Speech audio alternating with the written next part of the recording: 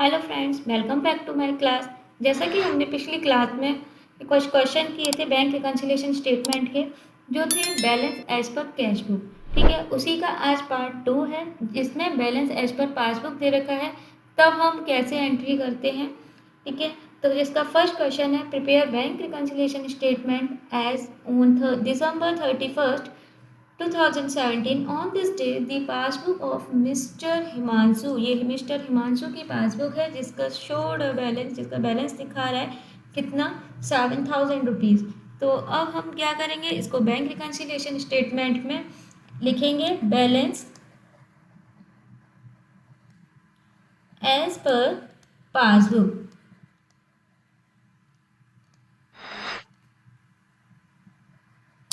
कितना है, 7,000 रुपीज़। ठीक है, इसके बाद हमें फर्स्ट दे रखा है cheques of 1,000 rupees directly deposited by customer. 1,000 rupees के चेक थे जो कि कस्टमर ने हमारे अकाउंट में डायरेक्टली सबमिट कर दिए हैं, डायरेक्टली जमा कर दिए हैं। तो हम क्या करते थे, जब हम balance as per cash book बना रहे थे तो वहाँ पर क्या कर रहे थे, हम अमाउंट को प्लस कर देते थे।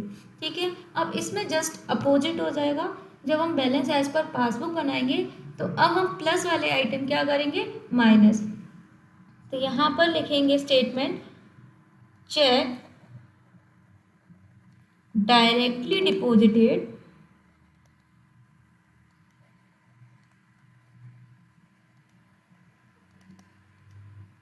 Bye customer. कितना, 1,000 रुपीज़। ठीक है, इसके बाद नेक्स्ट है, the bank has credited mister Himanshu for 700 rupees as interest. तो बैंक ने मिस्टर हिमांशु के अकाउंट में 700 रुपीज़ इंटरेस्ट के रूप में क्रेडिट किए हैं। ठीक है, तो जब हमें अमाउंट मिलता है इस इंटरेस्ट का, तो हम क्या करते थे, balance as per cash book में हम उसको प्लस कर लेते थे। लेकिन यहाँ पर हम क्या कर रहे हैं, बैलेंस एज पर पासबुक कर रहे हैं, तो इस अमाउंट को भी हम क्या करेंगे, माइनस करेंगे। बैंक अलाउड इंटरेस्ट कितना, 700 रुपीज़। ठीक, नेक्स्ट है, cheques for 3,000 rupees were issued during the month of December. Cheque थे 3,000 रुपीज़ के जो हमने अपने क्रेडिटर को इशू किए थे, यानी कि दिया था पेमेंट के लिए। बट ऑफ दीज चेक्स, उन चेक में से सिर्फ 1,000 रुपीज़ का चेक ऐसा है जो were not presented during the month of दिसंबर, जो दिसंबर के मंथ में प्रेजेंट ही नहीं किया गया, यानी कि पेमेंट के लिए दिया ही नहीं है। तो जब दिया नहीं होता है पेमेंट के लिए, तो हम क्या करते थे, balance as per cash book में हम उस अमाउंट को प्लस कर लेते थे। लेकिन यहाँ पर हम बैलेंस एज पर पासबुक कर रहे हैं, तो यहाँ उस अमाउंट को क्या करेंगे, माइनस। तो क्या लिखेंगे, चेक इश्यूड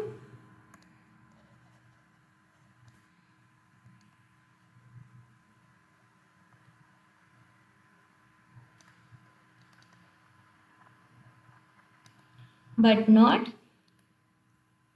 presented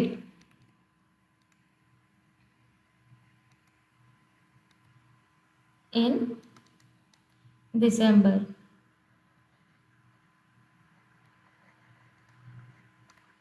ठीक है, चेक इशू किए लेकिन दिसंबर में प्रेजेंट नहीं किए हैं। कितने रुपीज़ के, 1,000 रुपीज़ के। 2,000 का तो पेमेंट हो ही गया, तो हमें उसका कोई कुछ करना ही नहीं है, सिर्फ 1,000 रुपीज़ का जो प्रेजेंट नहीं किया था उसका करेंगे। ठीक है, अब इसके बाद हम क्या करेंगे, टोटल इसका कितना है, 7,000।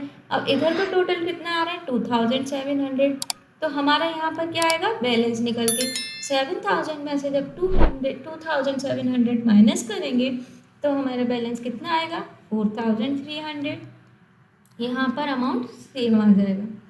ठीक, अब ये यहाँ पर ऊपर हमारा बैलेंस एज पर पासबुक है, तो नीचे कौन सा बैलेंस आएगा, balance as per cash book.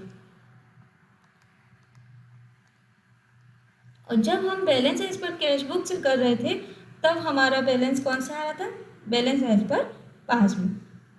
ठीक है, एक और क्वेश्चन से कर लेते हैं।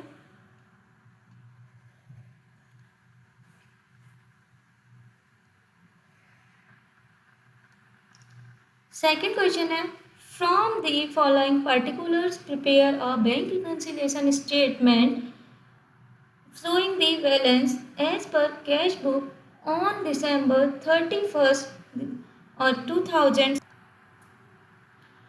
ठीक है, अब इसका हमें क्या दे रखा है, स्टेटमेंट दे रखा है। First, two cheques of 2000 and 5000 were paid into bank in October 2016 but were not credited by the bank in the month of December. दो चेक्स थे जो कि 2000 और 5000 के थे, जो हमने बैंक में जमा किए थे, लेकिन वो क्रेडिटेड नहीं हुए हैं। ठीक है, सेकेंड है, a cheque of 800 rupees which was received from a customer. 800 rupees का एक चेक था जो हमें कस्टमर से रिसीव हुआ था, was entered in the bank column of the cash book. Cash book के बैंक कॉलम में हमने एंट्री कर ली है इन दिसंबर 2016 को, but was omitted to be banked in December. लेकिन बैंक से गलती हो गई है, भूल हो गई है दिसंबर 2016 में, मतलब छूट गया है। Checks for 10,000 rupees were issued into bank in November 2016। Check था 10,000 रुपीज़ का जो हमने कब इशू किया था बैंक में, 2016 को, but not credited by the bank. ये भी क्रेडिटेड नहीं हुआ है 31 दिसंबर तक। Interest on investment 1,000 rupees collected by bank appeared in the passbook, और हमें इंटरेस्ट मिला है इन्वेस्टमेंट पर, कितना, 1,000 rupees. Balance as per passbook दे रखा है यहाँ पे भी, तो हम लिखेंगे पहले बैलेंस एज पर पासबुक।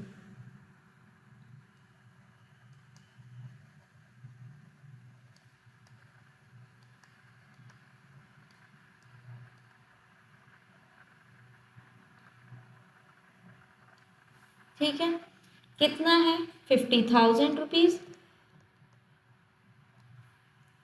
इसके बाद हमारे जो चेक्स थे, टू चेक्स थे 2000 के और 5000 रुपीज़ के, हमने बैंक में जमा किए थे, बट वो क्रेडिट नहीं हुए हैं। तो हम balance as per cash book में क्या करते थे, उस अमाउंट को माइनस कर देते थे। ठीक है, लेकिन अब हम बैलेंस एज पर पासबुक कर रहे हैं, तो हम उस बैलेंस को क्या करेंगे, प्लस कर लेंगे। क्या लिखेंगे, चेक डिपॉजिटेड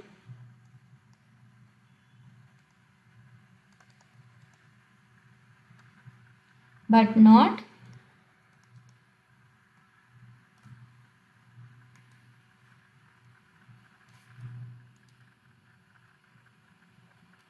cleared till 31 दिसंबर, क्योंकि इसमें ईयर का मंथ, सॉरी ईयर का लास्ट कब हो रहा है, 31 दिसंबर को। ठीक है, टिल 31 दिसंबर। कितना अमाउंट है, 7,000। एक 5,000 का चेक था, एक 2,000 का था। ठीक, उसके बाद अ चेक ऑफ 800 रुपीज़, है ना, जो कि क्या हुआ था, बैंक कॉलम में डेबिट हो गया था, बैंक कॉलम में लिख गया था, तो इसको हम क्या करते हैं, माइनस। अब हम इसको क्या करेंगे, plus. Cheque debited in the cash book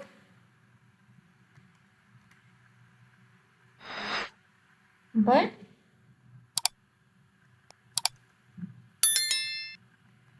not deposited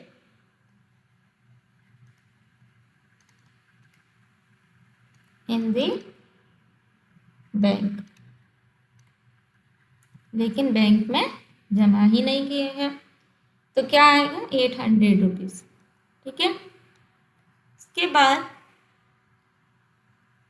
check for 10,000 rupees जो इशू किए थे नवंबर में, लेकिन दिसंबर तक क्या हुआ है, वो क्रेडिटेड नहीं हुए हैं, यानी उसका पेमेंट नहीं आया है। ठीक है, तो हम उसको क्या करते थे, प्लस, लेकिन अब क्या करेंगे, माइनस। चेक इशूड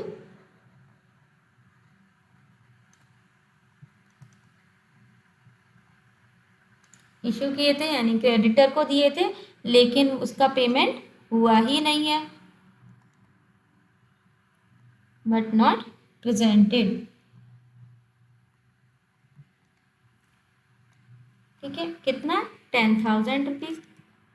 हम balance as per cash book में प्लस करते, लेकिन यहाँ पर बैलेंस एज पर पासबुक है तो वहाँ पर माइनस कर देंगे। नेक्स्ट है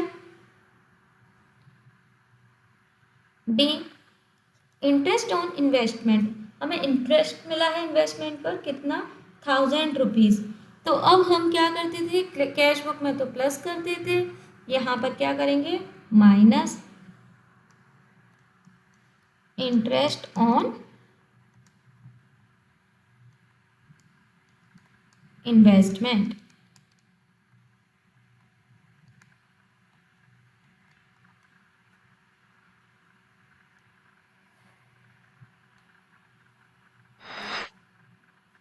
ठीक है, कितना है इंटरेस्ट? 1,000 रुपीज़। ठीक है, इसको भी हम माइनस कर देंगे। अब टोटल करेंगे तो टोटल कितना आएगा? 57,800। और ये कितना है? 11,000 रुपीज़। तो इसमें से जब हम 57,800 में से 11,000 माइनस करेंगे तो हमारा बैलेंस कितना आएगा? 46,800। ये कौन सा बैलेंस होगा? Balance as per cash book.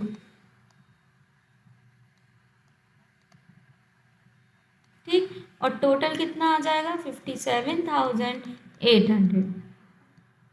आज के लिए बस इतना ही। आई होप आपको समझ में आया होगा और क्लास अच्छी भी लग रही होगी। If you like my class, please do like, share and subscribe. Thank you.